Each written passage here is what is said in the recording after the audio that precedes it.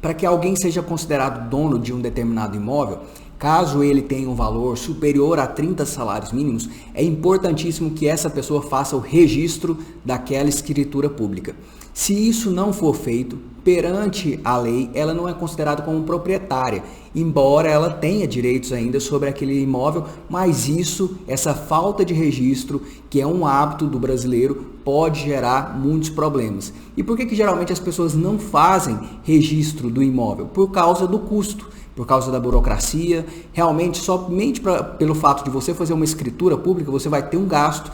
Depois, para poder fazer o registro dela, você vai ter um outro gasto que, às vezes, somando todas essas despesas, pode chegar até 5% do valor daquele imóvel. E quando a pessoa está ali na empolgação, né, de comprar o imóvel, às vezes ela deixa esses custos para depois, prefere, por exemplo, fazer uma reforma, comprar móveis, eletrodomésticos, enfim, arcar com outras despesas que aquele imóvel também precisa. E ela vai deixando essa questão de documentação para depois, ou então ela nem faz isso. E isso pode trazer muitos problemas, porque como ela não fez o registro, perante a justiça, perante a lei, aquele imóvel ainda é de propriedade do antigo vendedor.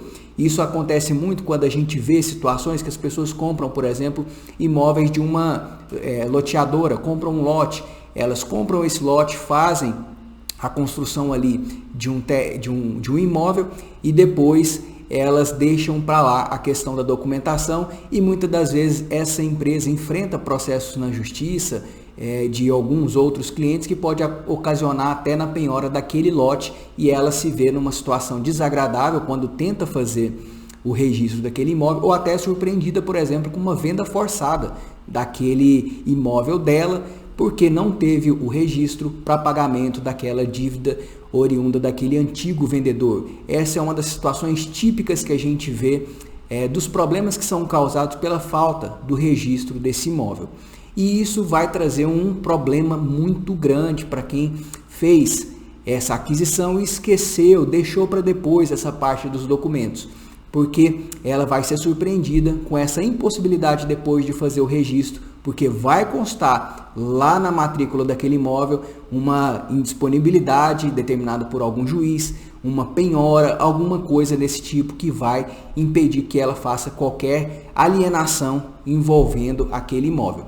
E isso é possível que a pessoa obtenha através de uma ação judicial uma medida para cancelar essas penhoras, essas indisponibilidades, esses bloqueios que ocorreram perante aquele imóvel. Existe uma ação chamada de embargos de terceiro, que é a ação própria para quem se vê numa situação como essa. O proprietário ou possuidor que é atingido ali no seu patrimônio por uma ordem judicial de bloqueio, por uma ordem judicial que impede a transferência daquele bem de um processo que ela não faz parte, de que ela não participa. Mas para a pessoa poder ter sucesso numa ação como essa, conseguir fazer o desbloqueio do seu bem, é importante que ela reúna os documentos. Existem documentos que são muito importantes para esse tipo de ação. Um deles, por exemplo, é a própria escritura. Às vezes as pessoas fizeram a escritura, gastaram ali no cartório para fazer aquela escritura, mas não fizeram o registro, que é a etapa muito importante para que ela seja proprietária. Somente após o registro é que essa propriedade é transferida, em casos de imóveis com valor superior a 30 salários mínimos, para essa pessoa. Se não for feito, não vai ter essa propriedade. Então você vai precisar dessa escritura pública ou então até mesmo do famoso contrato de gaveta, aquele compromisso de compra e venda que foi feito, mas não foi registrado, ele também tem utilidade para isso. A gente tem inclusive uma súmula do STJ que diz que é admissível esse tipo de contrato para essa finalidade. É lógico que não é só o fato de ter o contrato. Esse contrato por si só não vai fazer o desbloqueio dessas medidas que foram determinadas. Ele é um documento que o juiz pode levar em consideração para determinar esse desbloqueio. Outros documentos também podem ser utilizados que vão corroborar com essa possibilidade de desbloqueio.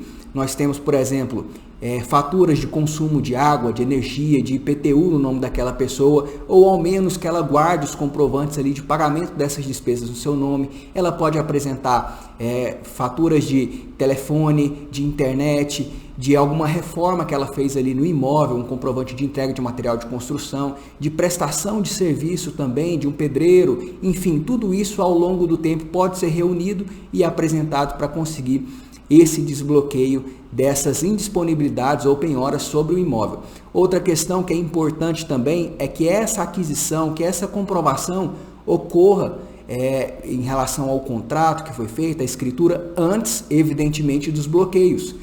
Não pode ser feito um contrato depois que os bloqueios já existiram para tentar fazer essa medida de retirada dessas constrições. Tudo isso tem que ser feito de forma anterior. Caso contrário, seria muito fácil a pessoa fraudar uma execução apresentando ali documentos que foram feitos depois que o juiz já havia determinado aqueles bloqueios.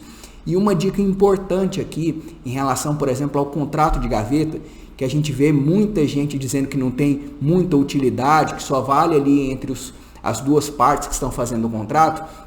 Para esse tipo de situação, como eu já disse, ele tem uma utilidade muito grande e quando você fizer, mesmo você querendo já se precaver, você não tem a possibilidade, por exemplo, de fazer agora o registro, fazer a escritura, fazer o registro desse imóvel, você faça um contrato de compromisso de compra e venda e faça o reconhecimento de firma, porque quando você fizer o reconhecimento de firma, o cartório vai colocar ali o selo da autenticação daquela assinatura e vai colocar a data e a hora, e o juiz leva essa questão em consideração para saber se aquele documento não foi feito de forma artificial, somente com a finalidade de agora, às vezes com o objetivo de fraudar a execução, o executado vir apresentar aquele documento ali no processo de forma muito artificial. Então, esses documentos, contrato, escritura, documentos dessa questão de fatura ao longo do tempo, de consumo, de pagamento de IPTU, eles trazem essa informação para o juiz de que realmente aquela pessoa que não faz parte daquele processo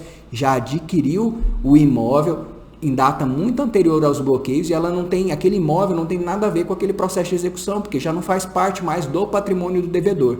É assim que se faz esse tipo de comprovação e é onde existe a possibilidade da pessoa conseguir os desbloqueios. É possível nessa demanda até pedir mesmo medida liminar, para que o juiz já desbloqueie imediatamente as penhoras que foram feitas, o que pode ser concedido, mas principalmente para impedir no curso do processo de execução que ocorra a eventual venda daquele imóvel por meio, por exemplo, de um leilão, que haja retirada do morador que está lá hoje em dia. Então, tudo isso podem ser medidas pedidas ao juiz para que haja esse resguardo da pessoa que é a possuidora, que é a adquirente daquele imóvel há muitos anos.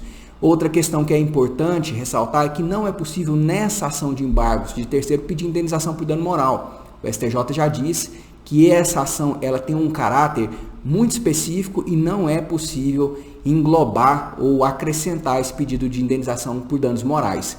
E finalizando aqui, uma questão que é importante também de você saber é que quem der causa a esse tipo de ação vai ser responsabilizado pelo pagamento das custas e dos honorários advocatícios da outra parte. Então você, geralmente, a pessoa que fez aquela penhora, aquela execução, ela normalmente, como não tinha ciência da ocorrência dessa venda entre os terceiros, ela não vai ser responsabilizada por isso, e quem vai ser é aquele possuidor, aquela pessoa que não tem nada a ver com a história, que vai ser responsabilizada por esse pagamento dessas despesas, porque ele não deu ciência por meio dos documentos da existência dessa transação.